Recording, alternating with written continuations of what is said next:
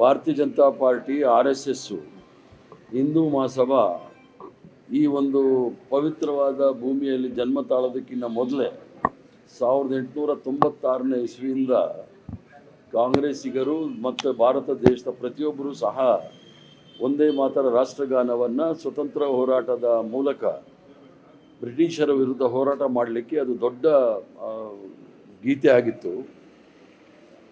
ಅದು ಮೊಟ್ಟ ಮೊದಲನೇ ಬಾರಿಗೆ ನಾನು ಈಗಾಗಲೇ ಹೇಳಿದ್ದೇನೆ, 1875ನೇ ಇಸ್ವಿಯಲ್ಲಿ ಬಂಕಿಮ್ ಚಂದ್ರ ಚಟರ್ಜಿ ಅವರು ಆ ಒಂದು ಒಂದೇ ಮಾತರಂ ಗೀತೆಯನ್ನು ರಚಿಸಿದಾಗ ಕೇವಲ 2 ಪಂಕ್ತಿ ಇದ್ದಿದ್ದು. 1882ನೇ ಇಸ್ವಿಯಲ್ಲಿ ಆನಂದ್ ಮಠ್ ಅಂತೇಳಿ ಬೆಂಗಾಲಲ್ಲಿ ಅದು ಕೇವಲ ಬೆಂಗಾಲ್ ಪ್ರಾಂತ್ಯಕ್ಕೆ ಮಾತ್ರ ಸ್ಥಿಮಿತವಾಗಿದ್ದಂಥ ಒಂದು ಅಲ್ಲಿ ಗೀತೆಯನ್ನು ಮಾಡಿದ್ರು. ಅದು ಕಾದಂಬರಿಯ ರೂಪದಲ್ಲಿ ಮಾಡಿದ್ರೆ ವಿನಃ ಅದು ರಾಷ್ಟ್ರಗೀತೆ ಅಂತ ಮಾಡಲಿಲ್ಲ. ಅದನ್ನು ನಾವು ಕಾಂಗ್ರೆಸ್ ಪಕ್ಷದವರು 1896ನೇ ಇಸ್ವಿಯಿಂದ 2 ಪಂಕ್ತಿ ಮಾಡ್ತಾ ಇದ್ದಿದ್ದು. 1905ನೇ ಇಸ್ವಿಯಲ್ಲಿ ಬ್ರಿಟಿಷರು ಅದಕ್ಕೆ ನಿಷೇಧ ಹೇರ್ತಾರೆ. ನಿಷೇಧ ಹೇರೋ ಸಂದರ್ಭದಲ್ಲಿ ಸುರೇಂದ್ರನಾಥ್ ಬ್ಯಾನರ್ಜಿ ಅಂತೇಳಿ ಕಾಂಗ್ರೆಸ್ ಪಕ್ಷದ ಅಧ್ಯಕ್ಷರಿರ್ತಾರೆ. ವೆಸ್ಟ್ ಬೆಂಗಾಲ್ ACC ಆಗೋ ಸಂದರ್ಭದಲ್ಲಿ ಅವ್ರಿಗೆ 6 ತಿಂಗಳು ಜೈಲುವಾಸ ಆಗುತ್ತೆ. ಅದ್ರ ಜೊತೆಗೆ ಬಿಪಿನ್ ಚಂದ್ರ ಪಾಲ್ ಅಂತಲೂ ಸಹ ಸ್ವತಂತ್ರ ಹೋರಾಟದವ್ರು ಇರ್ತಾರೆ, ಅವ್ರಿಗೂ ಸಹ ಜೈಲಾಗುತ್ತೆ. ಯಾವುದಾದ್ರೂ ಒಂದೇ ಒಂದು ಹೆಸರು ಹಿಂದೂ ಮಹಾಸಭಾದವರಾಗಲಿ RSS ಅವರಾಗಲಿ ಯಾರಾದರೂ ಒಬ್ಬರು ಆ ಒಂದು ಜೈಲಿಗೆ ಹೋಗಿದ್ರಾ ಅಂತ ಕೇಳಿ ನೋಡಿ.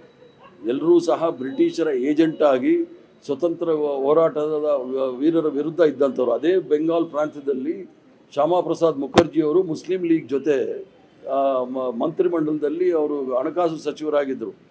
ಆ ಹಣಕಾಸು ಸಚಿವರಾಗಿದ್ದಾಗ ಕ್ವಿಟ್ ಇಂಡಿಯಾ ಮೂವ್ಮೆಂಟಲ್ಲಿ 1942ನೇ ಇಸ್ವಿಯಲ್ಲಿ ಯಾರು ಈ ಭಾರತ ಬಿಟ್ಟು ತೊಲಗಿ ಅಂತ ಹೋರಾಟ ಮಾಡ್ತಾರೆ ಅವರ ಮೇಲೆ ತೀವ್ರವಾದ ಕ್ರಮ ತೆಗೆದುಕೊಳ್ಳಿ ಅಂತ ಹೇಳಿ ಬ್ರಿಟಿಷ್ ಸರ್ಕಾರಕ್ಕೆ ಬರೆದವರು ಇವರು ನಮ್ಗೆ ಹೇಳ್ಕೊಡ್ತಾ ಇದ್ದಾರೆ.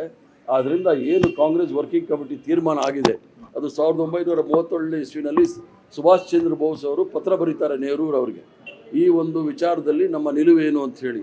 ಈ ನಮ್ಮ ನಿಲುವು ಸರಿ ಇಲ್ಲ, ನಾವು 2 ಪಂಕ್ತಿ ಆಡಬೇಕು ಅಂದಾಗ ಅದನ್ನು ಪಂಡಿತ್ ಜವಾಹರ್ಲಾಲ್ ನೆಹರೂರವರು ಸ್ವತಂತ್ರ ನಮ್ಮ ಕಾಂಗ್ರೆಸ್ ಕಾರ್ಯಕಾರಿ ಸಮಿತಿಯಲ್ಲಿ ಚರ್ಚೆ ಮಾಡಿ ಅದರ ವಿಚಾರದಲ್ಲಿ ರವೀಂದ್ರನಾಥ್ ಠಾಗೂರ್ ಅವರ ಸಲಹೆಯನ್ನು ಕೇಳ್ತಾರೆ.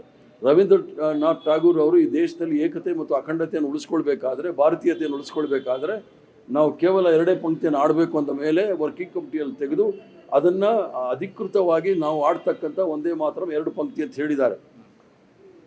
ಈ ದೇಶದ ತ್ರಿವರ್ಣ ಧ್ವಜಕ್ಕೆ, ಈ ದೇಶದ ಸಂವಿಧಾನಕ್ಕೆ, ಈ ದೇಶದ ಜಾತ್ಯತೀತ ತತ್ವಕ್ಕೆ ಮತ್ತು ರಾಷ್ಟ್ರಗೀತೆ ರಾಷ್ಟ್ರಗಾನಕ್ಕೆ ಸಾವಿರಾರು ಜನ ಅದಕ್ಕೆ ಹೋರಾಟ ಮಾಡಿದ್ದಾರೆ, ಪ್ರಾಣ ಕಳ್ಕೊಂಡಿದ್ದಾರೆ. ಭಾರತೀಯ ಜನತಾ ಪಾರ್ಟಿಯವರು ಅದರಲ್ಲಿ ರಾಜಕೀಯ ಮಾಡ್ತಕ್ಕಂಥದ್ದು ಅಂದರೆ ಅವರು ದೇಶದ್ರೋಹಿಗಳು ಮಾತ್ರ ಒಂದೇ ಮಾತ್ರ ವಿಚಾರದಲ್ಲಿ ರಾಜಕೀಯ ಮಾಡಬಹುದು. ಅದಕ್ಕೆ ನಮ್ಮ ನಿಲುವು ವರ್ಕಿಂಗ್ ಕಮಿಟಿಯ ಏನು ಒಂದು ನಿರ್ಣಯ ಇದೆ ಅದನ್ನು ಪೂರ್ಣವಾಗಿ ಸ್ವಾಗತ ಮಾಡ್ತೀನಿ.